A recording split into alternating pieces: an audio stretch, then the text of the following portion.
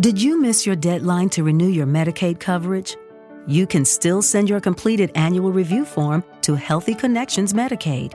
You may be assigned to another health plan, but you can ask to come back to First Choice within 60 days of renewed Medicaid eligibility. It's your family. It's your choice. First Choice is the right choice. Renew and choose us. Visit selecthealthofsc.com/renew to learn more. Ah, yes. The midnight hour is close at hand. And with all the good winds going, wow, this is a really close Eagles game going on here. Yeah, I sure hope we pull it out. No offense to Peter Ennis, but we need this win, man. It's been a crazy season for us. I'm getting tired of it. But anyway, the witching hour.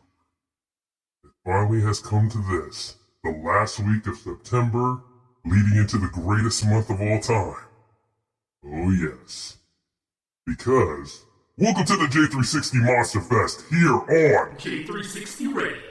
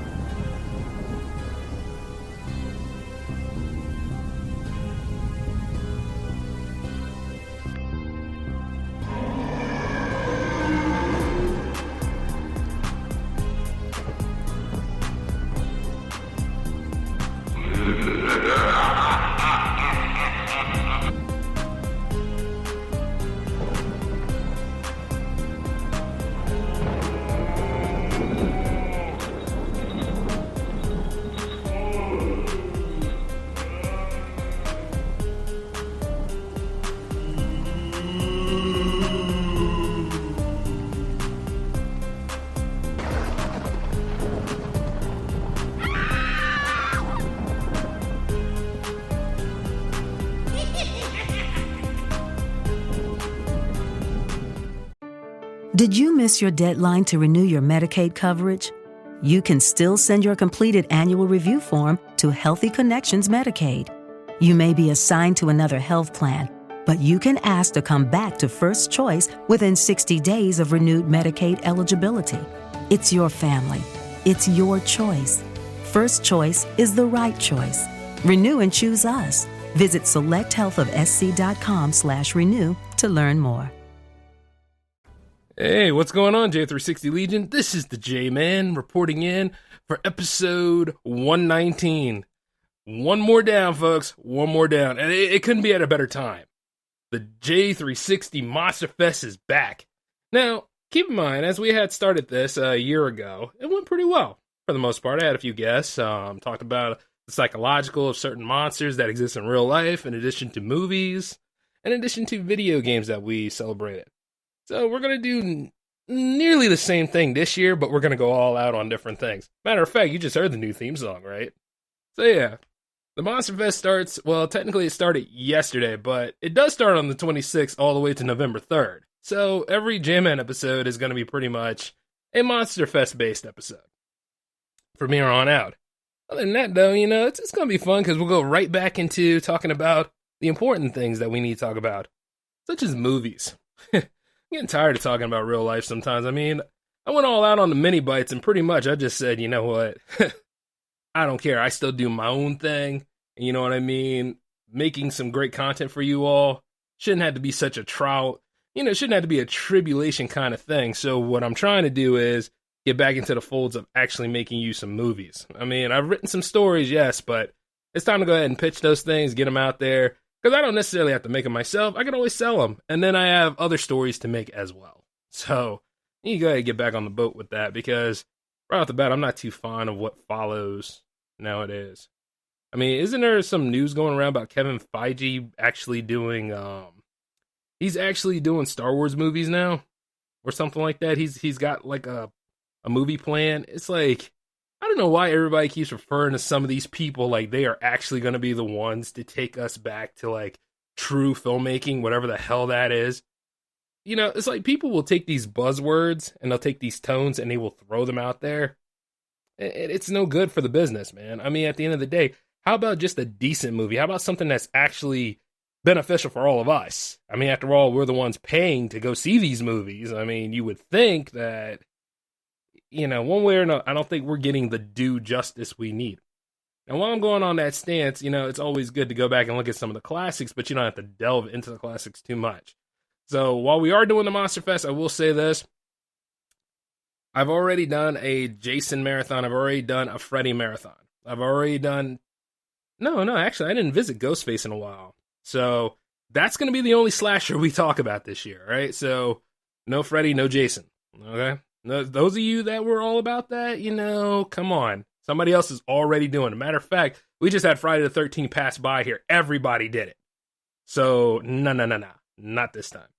And since I did the Evil Dead trilogy last year, that's not going to happen either. I might do Ash versus the Evil Dead, point out some episodes of significance. But at the same time, once again, if we've done it before, maybe small anecdotes here or there, but not so much as the focus of the show. And even then, today's focus of the show was me looking into a franchise that I really didn't pay too much attention to, Like, I went back to the Universal horror lineup. And as you should, because that's a legendary lineup. And you just can't do them all in one sitting. I mean, because those things are really there to keep you for suspense and storytelling factors. And I love it. But I was sitting there and I never got into the creature from the Black Lagoon. Like, even as a kid, I was like, he's ugly. He's scary. From certain circumstances, he's scary. But, as I sit there and I look at him, like, I appreciate him more now than I did as a kid. Because, when I was like a kid, I was like, he's just a half fish. If he's out there for a long time, he'll dry out and die. So it's like, and then again, I couldn't be more wrong about that because throughout those movies, he's been on land and he doesn't show any sign of fatigue. Chances are, like, because at the end of the day, he does have, like, the best and the worst of man mixed with fish. And it makes you wonder if something like that really does exist on this planet somehow. Like creatures left behind from time, trapped in a world they never made, similar to Howard the Duck. Which at the same time, he deserves a better remake, you know what I'm saying? But then again, he's supposed to be in the What If show. But as I look at it, right, like I was sitting there watching the first one. The first one was the best. I mean, after all, as soon as those archaeologists found that sign that his creature exists, that the creature exists, they would have been better off just leaving that alone, matter of fact, because as soon as we saw I like the way they did that in the shot where they showed the picture of the fossilized hand, and then all of a sudden the creature's real hand showed up coming out of the water, like right there in the Amazon. And it was like, yo, this is actually pretty good, and then I just sat there and I started watching it. And like, man, once he went into that tent and he killed those two assistants, I was like, hey, I think I'm in for something here. And what was awesome about it was that suspense factor was just the way it needed to be because, the guy that found the fossil, he went away to go find his former student to get him and, of course, the one woman involved. Because, see, when you watch these old movies, chances are the women, that's pretty much what they do. They scream and they fall over and all this other stuff. I mean, look, it's sold for the time. If any of you go back and watch this stuff after me recommending it and saying like, oh, this was sexist, I couldn't handle it, just remember the factor of the time. You understand what I'm saying? I mean, they managed to get the right to vote then. So, things were still getting built up to the point where we are already angry at each other about things. But there's going to be some strong female leads to talk about too. Even though it's not going to be what you want, because half the time when you want something, you're never going to get that. So keep that in mind. You know what I mean. I don't mean it in a bad way. I'm just saying, some of them people out there that are still butthurt about Dave Chappelle's comedy special. I mean, let's just be real. Let it go. Let it go. You lost. You lost this time. Now, but when it comes right to it, so, also the same guy I mentioned before, his name was David. He works under a money-grubbing scientist. If anything, you got multitudes of different scientists, especially in these movies. You got the one that, does his job, but is open about being, respectful to the creatures that exist out there. But you got the other one, right, that doesn't give a damn, that really exists for the almighty dollar. Sure. I'm a scientist at best, and, my job is supposed to be about, pushing mankind forward to really test the limits. But at the same time, I don't give a damn about the elements. I'm going to go ahead and screw all that up. To the point where at the same time, when Mother Nature decides to take his revenge, I have no remorse. But as long as I get a nice hefty paycheck, I don't care. So obviously, the villain of the movie. You see what I'm saying? Most times people will think it's the creature. It's not really the creature at best. The creature at best is just doing what it needs to do. It's trying to eat and it's trying to procreate. More on that later. You see, and by the time that mission was brought up and they saw the fossil, it was like, maybe we can get something out of this. And then they went back to where the original sighting was. The two assistants are dead. They were like, well, maybe a jaguar killed him. A jaguar, while a vicious animal, will not mess up humankind that bad. Something a little bit, something a little bit more evolved did this crap. But, later on, they started to really pick up the pieces and had a little crew together because you always know who's the red shirt army coming in with you. And they ride down the Amazon to go ahead and find the trail of the monster that the fossilized hands belong to. And as they do, they go right into his lair. They go right to the Black Lagoon itself. I was like, really? You're going to go automatically to his lair? And chances are, the creature really didn't care for anybody else, but guess what he saw? As he was, swimming and doing his rounds, he saw the woman. And as soon as he saw the woman, you knew all hell broke loose. And the only thing is because he's just doing the natural thing. I mean, think about it. As shapely as she was, I don't think I would turn it down. But the point is that, the creature didn't know any better. I've noticed this about all three movies exactly. Like, when the creature's dealing with a certain woman, he pulls them down into the water pretty deep. And their mouths are usually open, so it's like, won't he kill them by drowning just like that? I gotta admit this. I know it's sick, and this is the Monster Fest, and we can talk about necro loving if you want. But the thing about it is, if you're still tapping it, would it be much fun if she was still, never mind. Moving on. Yep. So, as he wants the woman, so what he's going to do is he's going to try to lead them into his lair too. So it all works out.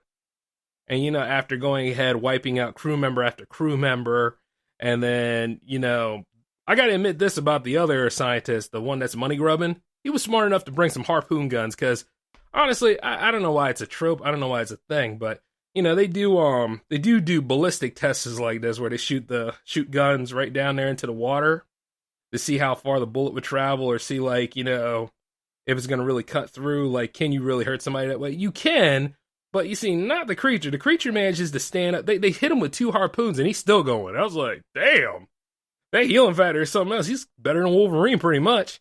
And the creature's just trying to do one of 2 things. He's trying to eat, and he's trying to F. And as he's trying to F, he ain't gonna let nobody get in the way. He saw that woman, he said, claim. And I can't be mad at him for it. But you see, they were trying to capture him. They managed to use a drug to really get to him and work him down. I forget what it's called. It starts with an R, but they managed to use a drug to weaken him a little bit. And at first, it didn't really work. It just stayed on top. But then they started doing deeper parts of it to where they managed to get him all laid up and stuff. And then, it's funny. They put him in the cage, right? Didn't even, now that I think about it, they didn't even put him on the cage in the boat, didn't they? They put the, they had him there. They waited until he regained consciousness to actually try to put him on the boat. I was like, you see, like I said, maybe this stuff is legendary, but it doesn't mean that the people in the movie are actually smart.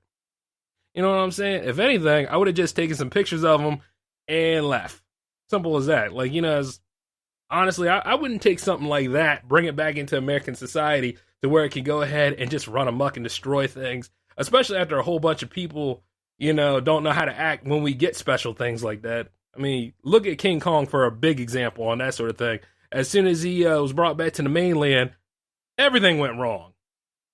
You understand what I'm saying? He didn't even get the girl at the end. More on that later. But as I was looking at this, I was like, they do a lot of dumb things. But even the main guy kept saying, you know what? Okay, he's a significant specimen. But at the same time, it's best that we leave him here and get away. But the main villain, he was like, nah, rent is due, you sumbit. I am going to get my money. And he is my money. And pretty much that's what it was. And then, like, it was a whole bunch of stupid things. And then, the creature was going to get his revenge anyway, because as soon as he regained his strength back, what do you think happened? Took out some more of the crew members, managed to mess up one of the doctors to the point where he's unrecognizable. And then the main guy was like, no, we are going back. And even the captain was like, you know what? You're right, senor. We're going back. And then, like, the antagonist, he was like, no. You can't do this. We ain't going nowhere. Captain pulled a knife on him and said, oh, I think we are. So I thought that was awesome because, you got some people out there that are lackeys on movies. And it's like, you agreed that you did not want to lose any more people. But this one was smart. I was actually proud of that. And of course, like, you've noticed I haven't talked too much about the female in this movie because, see, she hasn't done too much anything other than be the love interest and scream. That's all she pretty much did. And then the way her curves looked, that was pretty much eye candy for the men. You know what I'm saying? But hey, ladies, don't feel too bad. There's a lot there for you. And the creature is naked throughout the whole movie. See, that's something for you. But, and the way the movie was put together, it was really good. And I look at the way they did the underwater scenes, and I'm just wondering what kind of cameras they used because, like the underwater sequences in The Creature from the Black Lagoon seem to be a lot better than the ones from Thunderball, if you compare the two, because, see, like, Thunderball was actually an advance in filmmaking, too, for James Bond filmmaking and action movies, too. And they had problems with the camera there as well. So I'm just wondering what they used in the 50s to make it, more proficient. You know what I'm saying? Well, of course, back in those days, horror films were considered B movies. Yeah, interesting, huh? But other than that, though, like, you could tell the part where they really pissed off the creature, because I think, like, more or less they were trying to escape, but you see, the creature, he ain't letting that woman get away.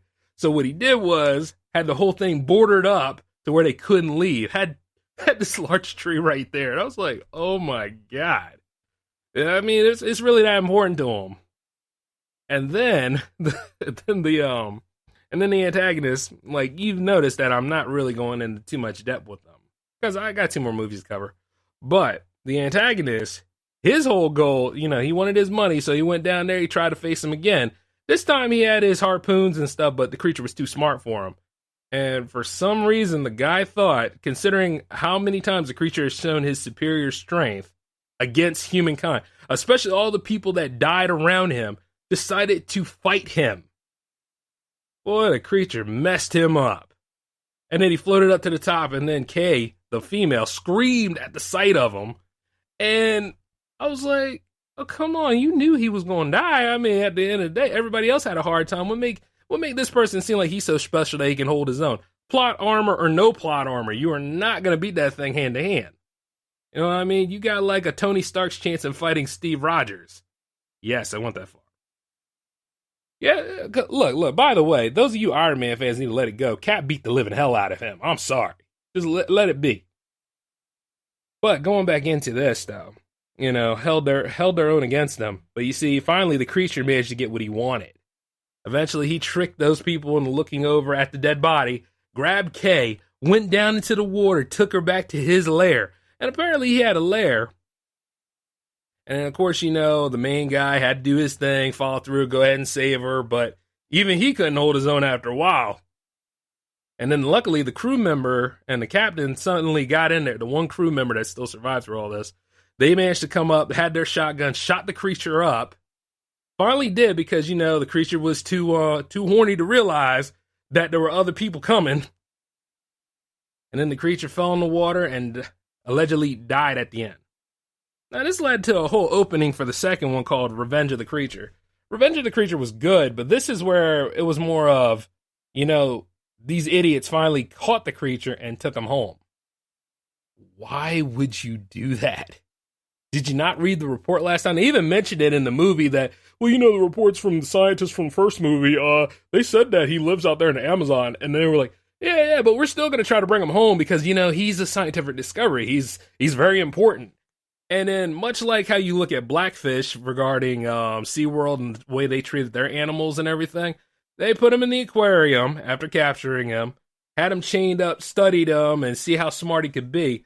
But see, the problem is they did a lot of inhumane crap to him, too. They kept shocking him and all that stuff. I'm like, eventually he's going to get pissed. He's going to break out. He's already smarter than you know. but you're still going to keep harassing him about it, right?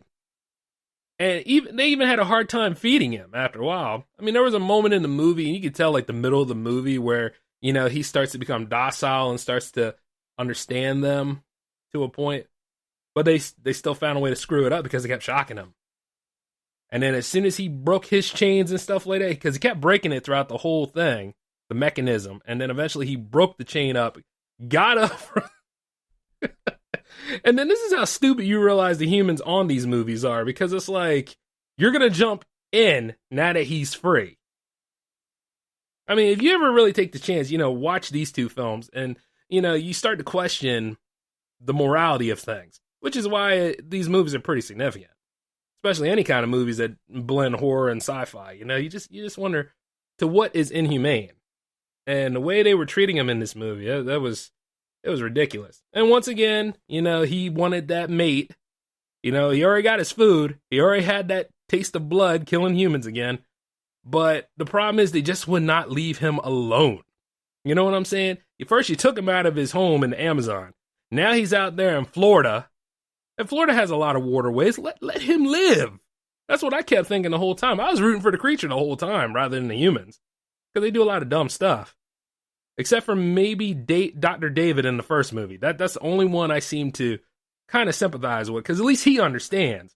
But everybody else is dumb as a brick. And none of the ladies in these movies helped either, because, you know, once again, they really didn't do too much. But you see, like, she was fascinated by him until he broke loose. And then all of a sudden say, hey, I want you, I'm going to take you with me. And then, once again, they managed to corner him, shoot him full of lead, and then he went into the water again. Like I say, get used to that, because that's pretty much a common theme with those movies. And then after that calls The Creature Walks Among Us. This movie was, you know, it shows that even then, less is more, and they really couldn't stick the landing. It didn't have that suspense factor as much as the first two did. This one right here just should let you know that what they did was they tried to make Dr. Frankenstein, or a caricature of Dr. Frankenstein, and put him in the role of finding the creature, because allegedly he believes the creature still lives, so they can go ahead and study him, which is a common theme. And once they found him, they realized that his gills were irreparably, you know, damaged. So, but they also found out he had a set of lungs, so they were figuring, hey, let's experiment on him, bring him back to life, have him live like one of us.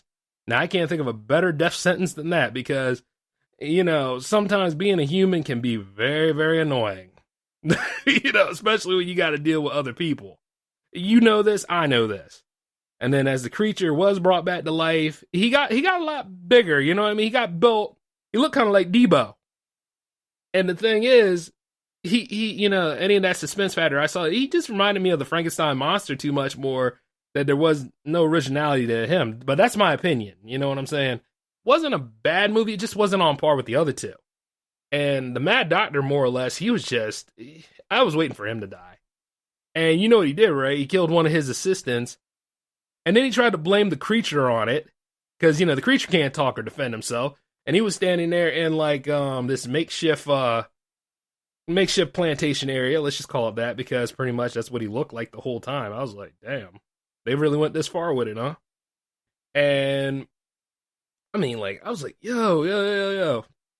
You're going to go ahead and try to blame the creature on that stuff, because something already died when it got in contact with the creature. So this guy getting killed, well, the creature looks more or less like the enemy. The creature saw that and said, hell no, I ain't dealing with this stuff. I done lost my love of the sea, and you gonna go ahead and blame me for something like this?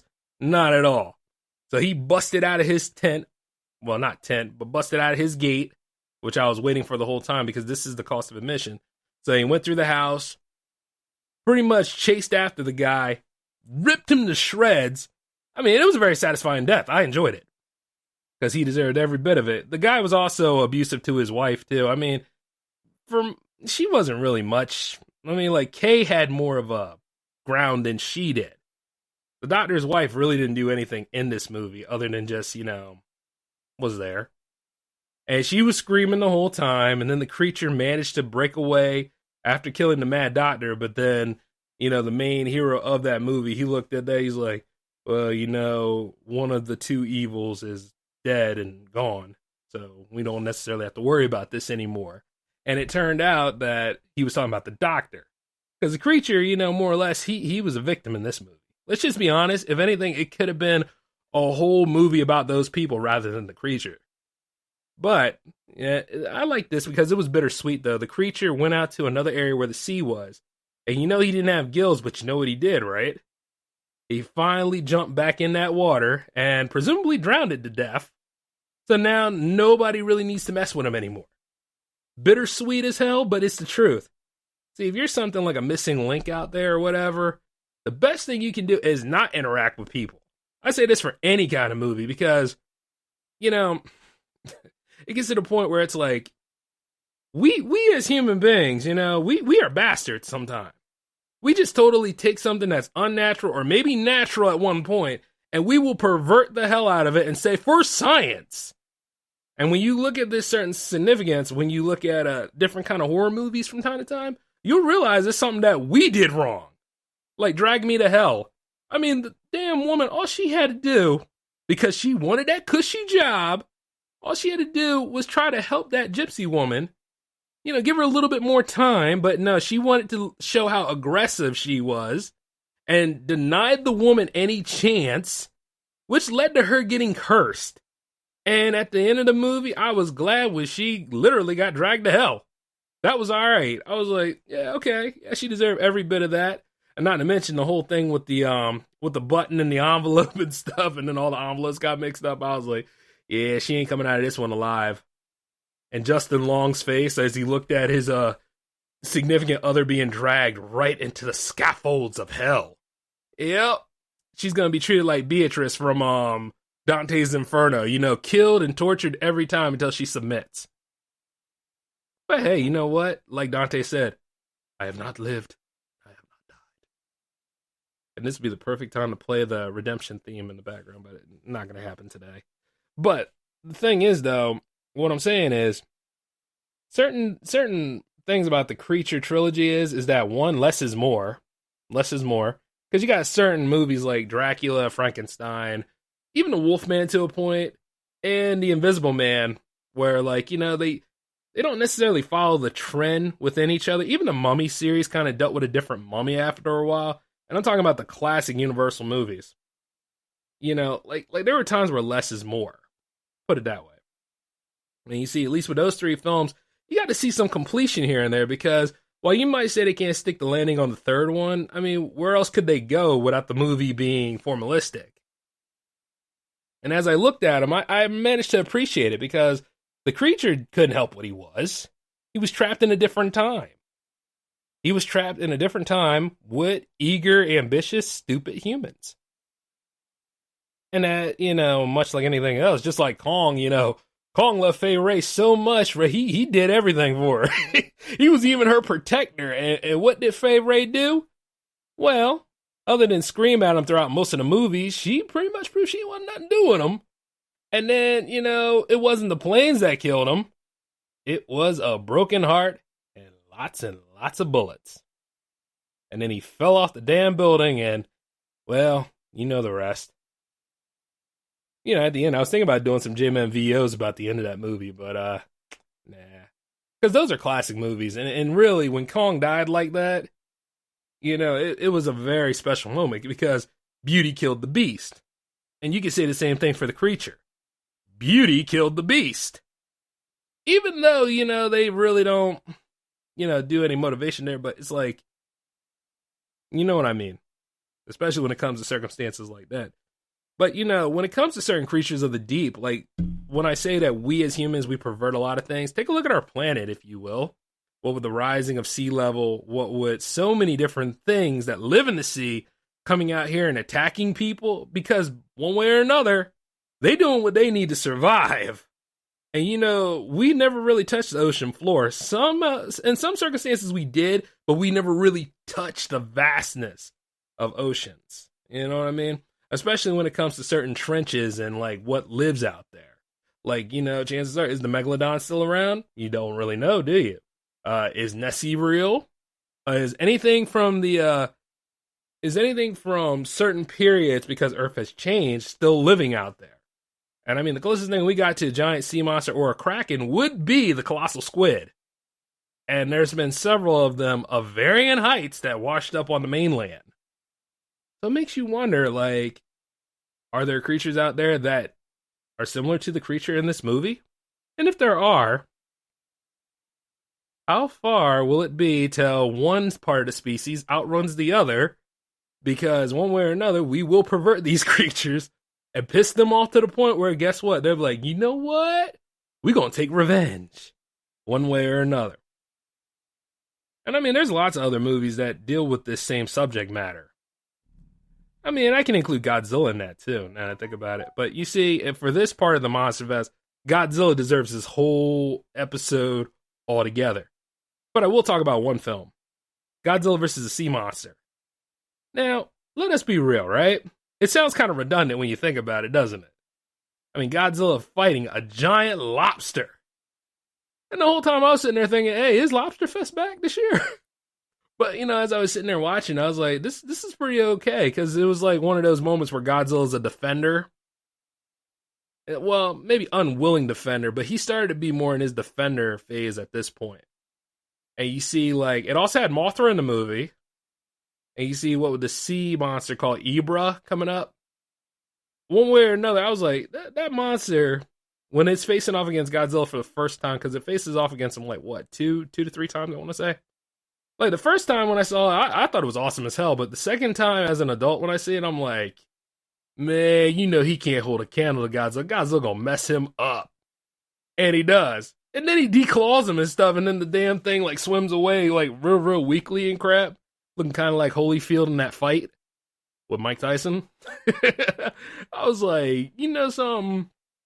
I was like, even in the 60s, nothing could really beat Godzilla except for Mothra. That's the only thing that could probably do it. And then maybe in the original King Kong versus Godzilla movie, you know, because King Kong was very popular in both countries at the time. So, like, when Godzilla didn't win, you know, that pretty much proved that, right there, you know, like, he still had some build up for himself. But then later on, they recognized him as the icon that he rightfully is. And the reason why I say that is because Godzilla vs. Kong is coming next year, and I got all the hope and hype for that movie. I am going to be right there day one. Matter of fact, I'm not even going to the day job that day, because I'm going to go sit and enjoy it, and I'll probably watch it twice, because I always got to run for monster movies, especially if they have the Godzilla in there. And of course, you know, this is the biggest rematch we've all been looking forward to for quite some time. Real Godzilla fans, that is. And, no, Godzilla will not be the next subject matter for the next episode. Matter of fact, we might look into more cosmic monsters, too, because isn't Cthulhu technically a sea monster in some ways? If you really think about the H.P. Lovecraft stories, not the ones that have been written by other people, but you know what I mean. Like the ones in the classic day. Like, you know, some people are really stupid enough to try to summon it. And then I look at it from time to time, it's like, well, you're already asking for too much because you done brought something evil or woken something evil into this world. And that makes no sense. But I like to say this, though, you know, technically, we're not even supposed to say we don't even say his name right. And technically, if we look at him, we'll go insane. But some of us are already crazy when you think about it. But if you ever like to read something, I would suggest anything with Cthulhu in it. Especially if you want something that deals with the sea, sort of. And, of course, I need to go ahead and give you guys a gaming recommendation. Which, by the way, let us get to that.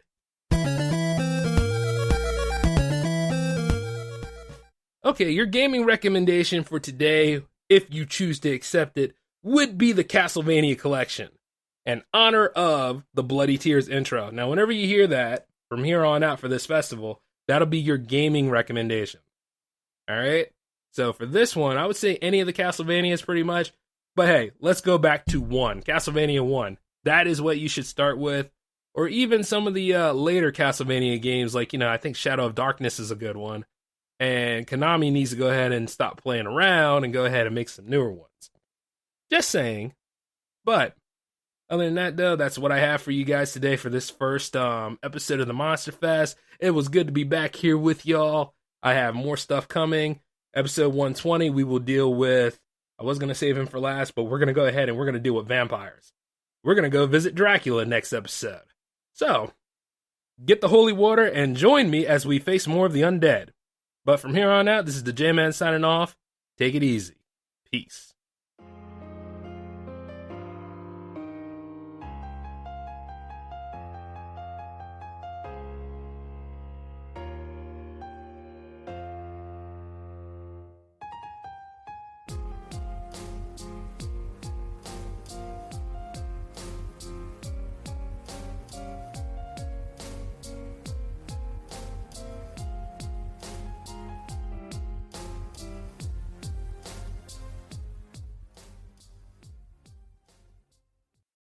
Let's face it, most people aren't making massive turkey feasts on the regular, and after 364 days of not thinking about it, it can be hard to get that bird just right. That's where Instacart, the holiday rescue app, comes in. From getting all the ingredients to prep a full seasonal spread to getting last-minute swaps in a turkey emergency, Instacart has everything a holiday host needs to save face and save dinner. And right now, if you download Instacart, you get free delivery on your first 3 orders and delivery in as fast as 1 hour. Offer valid for a limited time. $10 minimum per order. Additional terms apply.